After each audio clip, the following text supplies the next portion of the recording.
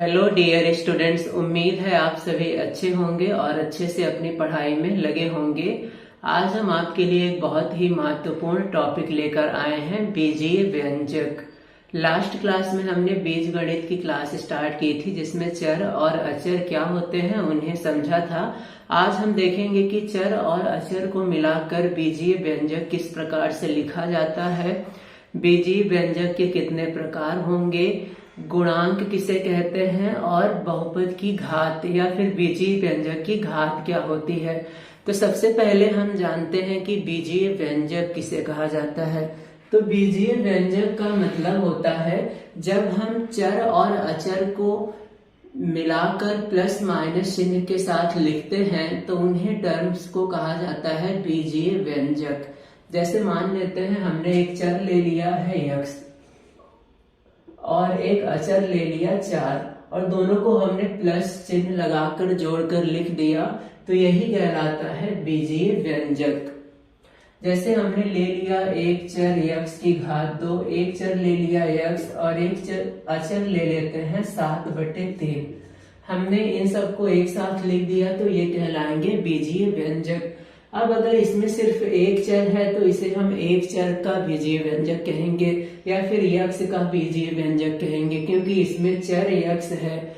इसी प्रकार से अगर हम दो चरों को मिला के लिख दें, मान लेते हैं यक्ष और वाई को हमने माइनस चिन्ह लगा के लिख दिया, तो ये दो चर का बीजीय व्यंजक कहलाएगा। हम ऐसे ही और भी टर्म्स को प्लस माइनस से जोड़ सकते हैं। जैसे हमने मान लिया x की घात 7 लिख दिया, माइनस वाई की घात 3 प्लस वाई की घात 10, कुछ भी हम लिख सकते हैं और ये सब कहलाएंगे बीजीय व्यंजक। अब चर को अकेले न लिखकर हम चर के साथ कोई संख्या भी लगा सकते हैं। जैसे हमने लिख दिया 7x प्लस 5y, तो ये भी बीजीय व्यंजक कहलाएगा। यहाँ पर 7 और x का गुणा कर दिया, 5 और y का गुणा करके दोनों को प्लस चिन्ह से लगाकर लिख दिया है हमने।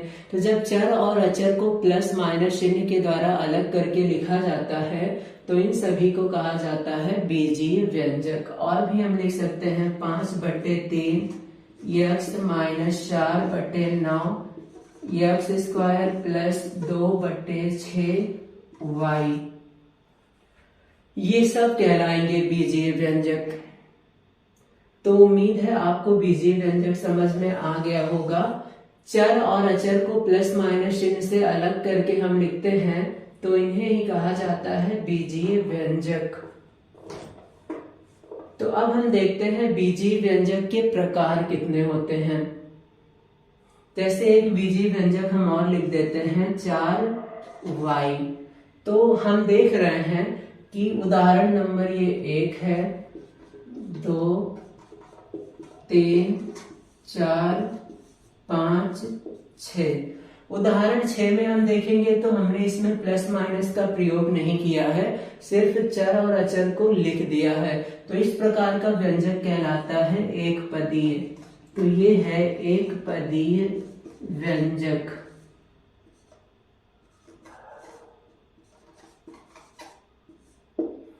अब हम देखेंगे उदाहरण नंबर 1 और 5।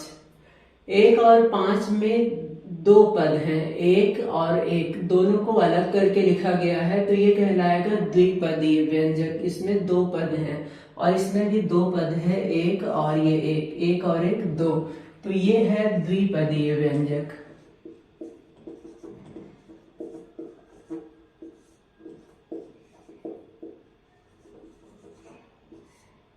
इसी प्रकार से ये भी है द्विपदीय व्यंजक।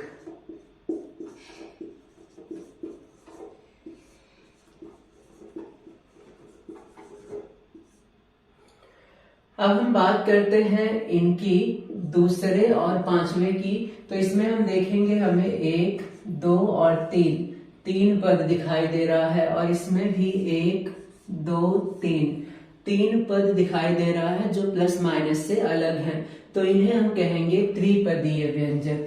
तो ये है त्रिपदीय व्यंजक।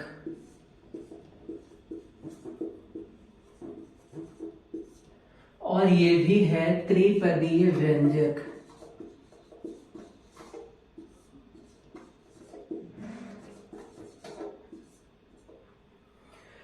तो ये और ये दोनों हैं त्रिपदीय व्यंजक। अब हम उदाहरण नंबर 3 को अगर देखें तो इसमें हमें 1 2 3 4 5 बहुत सारे पद दिखाई दे रहे हैं। तो ऐसे व्यंजक को हम कहेंगे बहुपदीय व्यंजक। बहुत 3 से ज्यादा वाले को कहा जाएगा बहुपदीय व्यंजक। तो इस प्रकार से हम व्यंजकों को 4 भागों में बांट सकते हैं, एक पदीय, द्विपदीय, त्रिपदीय और बहुपदीय।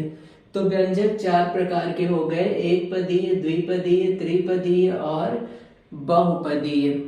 अब हम इन्हें एक बार शॉर्ट में फिर से देखते हैं। इस प्रकार बीजीय व्यंजक ये 4 प्रकार के हुए, एक पदीय, द्विपदीय, त्रिपदीय और बहुपदीय। एक पदीय जिसमें 1 पद हो, द्विपदीय जिसमें 2 पद हो, त्रिपदीय जिसमें 3 पद हो और बहुपदीय जिसमें 3 से ज्यादा पद हो।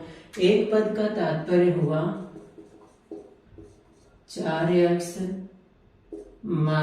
5/3x स्क्वायर 6/7x की घात 9 8/4 1y। इन सब में एक एक पद है, इसलिए ये सब एक पदीय व्यंजक के उदाहरण हैं। द्विपदीय व्यंजकों में 1 प्लस या माइनस उपस्थित होता है, जैसे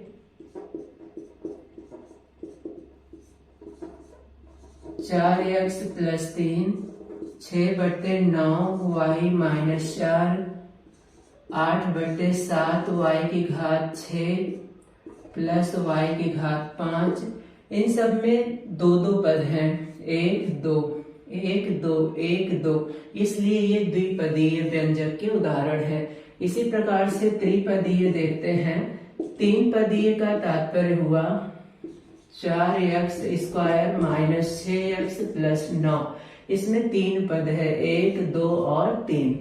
इस प्रकार से 6y स्क्वायर - 4y + 7, इसमें भी 3 पद हैं।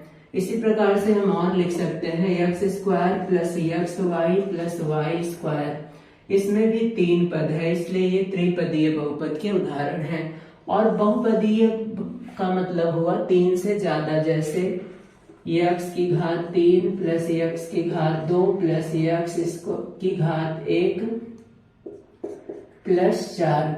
अब इसमें 4 पद हैं, 1 2 3 4, 3 से ज्यादा पद हैं, इसलिए ये बहुपदीय है। इसी प्रकार से y की घात 2 + x की घात 2 + y + x, इसमें भी 4 पद हैं, 1 2 3 4 + 1 5। इसमें 3 से ज्यादा पद हैं, 5 हैं, इसलिए ये भी बहुपदीय व्यंजक हुआ। xy + xy स्क्वायर + xy की घात 3 + xy की घात 4, इसमें 4 पद हैं, इसलिए यह भी एक बहुपदीय व्यंजक हुआ। तो इस प्रकार से हम एक पदीय, द्विपदीय, त्रिपदीय और बहुपदीय व्यंजक को पहचान सकते हैं। अब हम बात करेंगे कि बहुपद की गुणांक और घात किसे कहते हैं।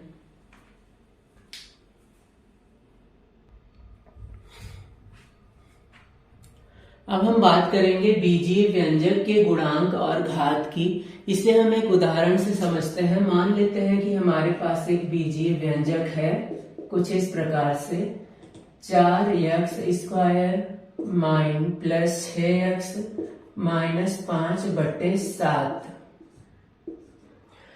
अब हम देख रहे हैं कि इसमें 2 चर हैं, एक है x की घात 2 और एक है x। हमें गुणांक बताना है। तो गुणांक का मतलब होता है चर के साथ लिखे गए अचर को हम उस चर का गुणांक कहते हैं। तो यहाँ पर x स्क्वायर चर है और इसके साथ जो अचर लिखा गया है वो 4 है, तो हम x स्क्वायर का गुणांक 4 को कहेंगे। और यहाँ पर चर है x और इसके साथ लिखा गया अचर है 6, तो x का गुणांक कहलाएगा 6। अब 5/7 में हम देख रहे हैं कोई भी चर नहीं है, तो इसे हम अचर पद कहेंगे क्योंकि इसमें चर नहीं है। तो यहाँ पर हम गुणांक कुछ इस प्रकार से लिखेंगे, x स्क्वायर का गुणांक 4, x का गुणांक 6 और अचर पद -5/7। तो यहाँ है x स्क्वायर का गुणांक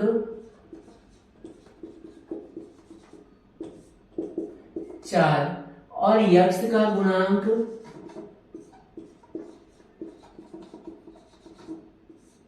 ये है 6। -5/7 को हम कहेंगे अचर पद, ये है -5/7। तो इस प्रकार से हम गुणांक को पहचानते हैं। एक और उदाहरण देखते हैं थोड़ा बड़ा सा। मान लेते हैं एक बीजीय व्यंजक कुछ इस प्रकार से है, ay³ + by² + cy + d। अब इसमें हम देख रहे हैं कि हमें चर दिखाई दे रहा है y�3, y2, y और अचर है a b c d, ये सब अचर हैं। तो हम y3 का गुणांक a को मानेंगे, y2 का गुणांक b, y का गुणांक c और d के साथ कोई चर नहीं है इसलिए इसे अचर कहेंगे। तो हम लिखेंगे y3 का गुणांक a, y² का गुणांक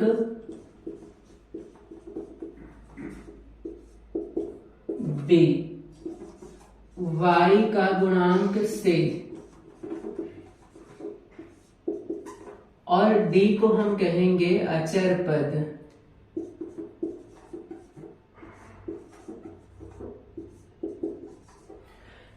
तो ये तो हुआ गुणांक। अब हम घात की बात करेंगे। सबसे पहले इसमें जानेंगे घात किसे कहेंगे। घात होता है किसी बीजीय व्यंजक की घात, उसमें चर की सबसे बड़ी घात, चर की जो सबसे बड़ी घात होगी उसे हम कहेंगे बीजीय व्यंजक की घात। तो चर की सबसे बड़ी घात कहलाती है बीजीय व्यंजक की घात।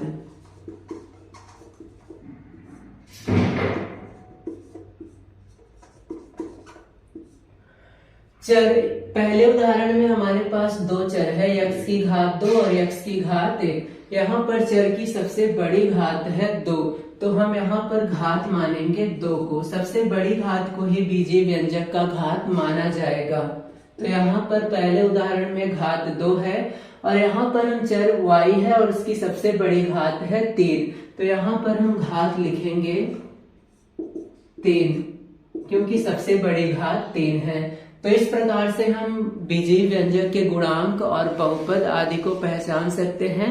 आज की क्लास में इतना ही। अगली क्लास में हम बीजीय व्यंजकों के योग, घटाने, गुणा, भाग आदि संक्रियाओं पर बात करेंगे और अच्छे से समझेंगे। तब तक तैयारी करते रहें और नोट्स जरूर बनाते चलें।